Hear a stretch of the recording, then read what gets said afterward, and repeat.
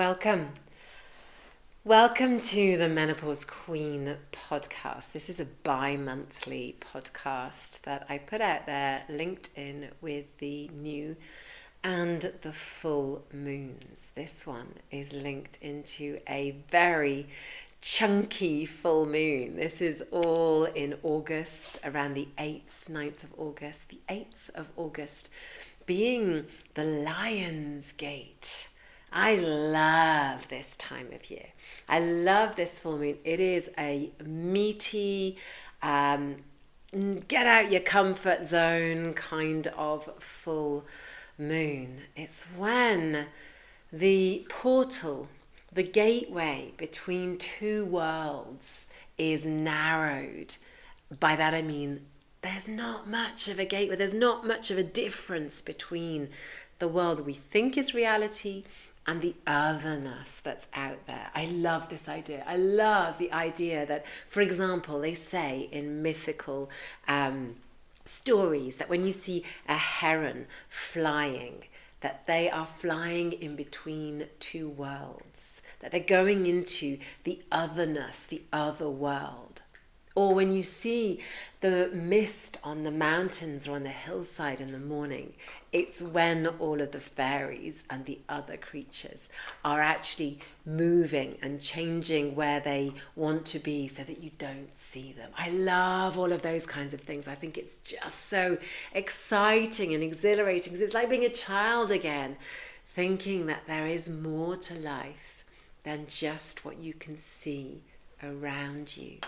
And way more to life than the materialistic side of things that we have been taught is the only thing to believe in.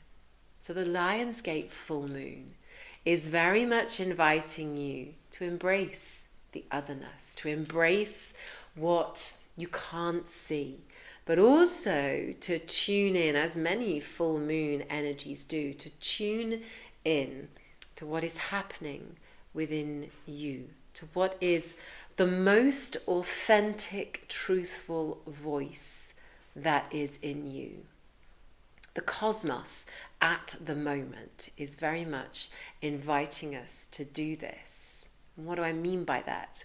The movements of the planets, if you follow any form of astrology, and I am no astrologer and I am no expert in any of this, but I follow various people who are super knowledgeable, not just in the astrology, but also in the spiritual, energetic aspect of all of that. I'm just moving my dog so that you know what I'm doing here. He's getting a little bit nervous, wants to move around a bit. So it's encouraging us, especially when the planets are in what you call retrograde. It often brings up quite a lot of negatives. It brings up quite a lot of things that are maybe not important, but act as like barriers, or maybe creates that kind of mist, of our perception and shifts our attention.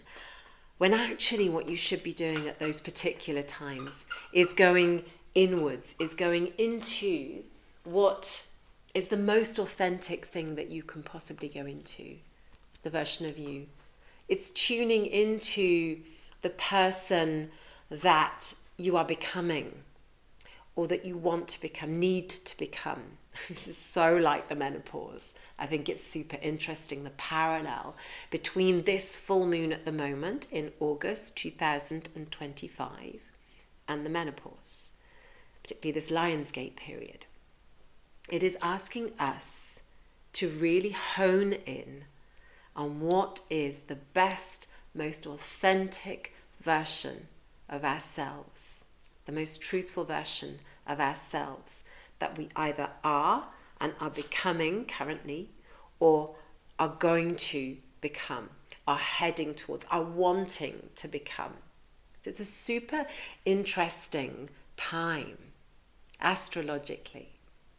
And also, so I've been listening, one of the women that I follow, and I will tag it underneath this video because I think it's a really important thing to do that, because it it shows you where the sources have come from.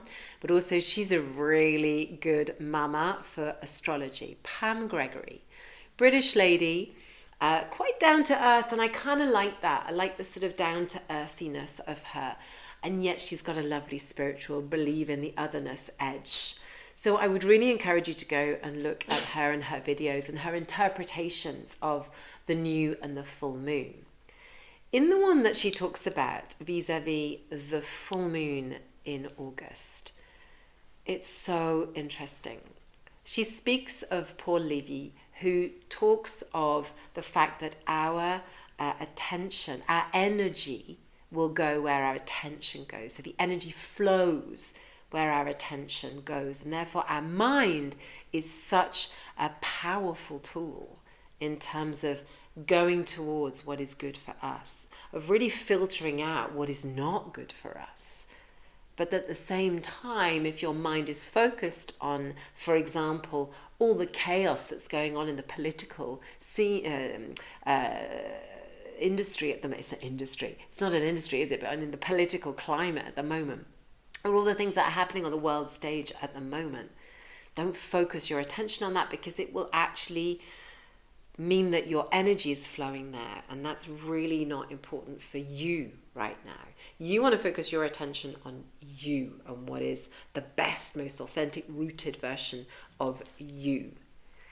Then she also mentions a doctor who has done a study with something that they've called, I think it's Spade, but it could be Spain, S-P-A-N-E, so it's Spain.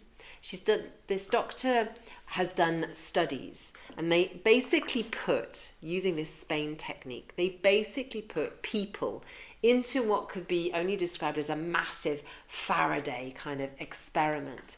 And essentially what they wanted to do was to look at the frequency in the body when a human being is faced with certain situations. Now, as expected, when people were faced with or given the idea of loved ones, love, anything to do with good relationships, friends, then they saw the peaks, they saw everything that went up, which is kind of natural, right? But they kept having a peak that was really, really important. And they didn't really understand where it went or how it created itself. What was the link? Because they couldn't put a direct link to a specific thing that they were injecting, if you were, into the conversation to find out where this vibration was coming from. The only thing that they noticed is that every time this peak, but it was like 40 times higher than everything else, every time this peak happened, the people were very passionate, very sometimes not angry, but really loud and out there and speaking from a space that wasn't maybe the same as the other spaces. And they noticed that what it was authenticity. It was when the people were being the most authentic version of themselves that they could possibly be, that this peak happened.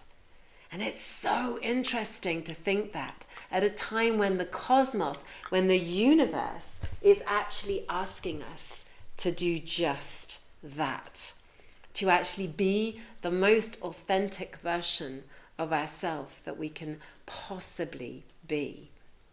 And that's when these massive peaks of frequency happen. Can you imagine what would happen if all the menopausal women out there suddenly decided, do you know what?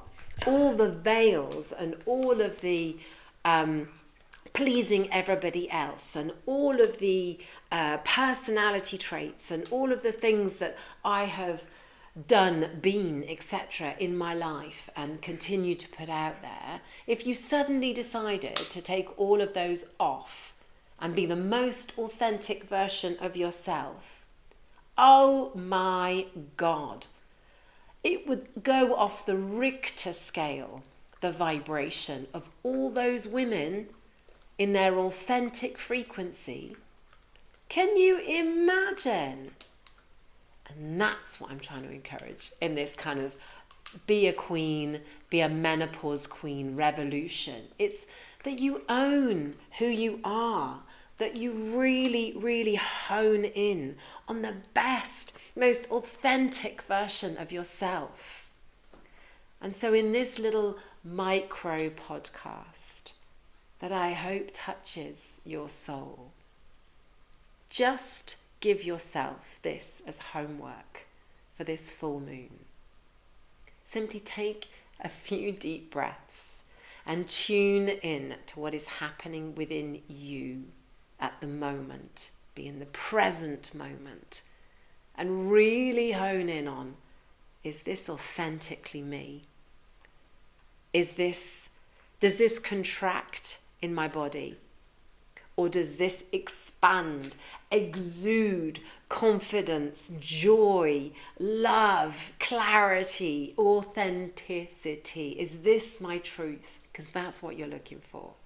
That is what you're looking for. And even if it's in just one little aspect of your life or your day, I dare you, I challenge you to go down that route and thoroughly enjoy it. In some ways, here endeth the lesson. But I really wanted to tune into that. I suppose the other part of the homework, if there's any homework around this month's podcast, this full moon podcast, it would be try and observe just one moment in your day of otherness. Don't just live in the 3D. Try and embrace something that is way beyond that. Marvel at a rainbow. Look at a heron flying. Look at the mists in the early morning and just imagine there's fairies, goblins and dragons like moving along the mountainside or the hillside or along a path. And you can't see them, but you can. You know they're there. So embrace the otherness, embrace the mysteries of all mystery, and above all, Queen, be the most authentic version of who you can be ever.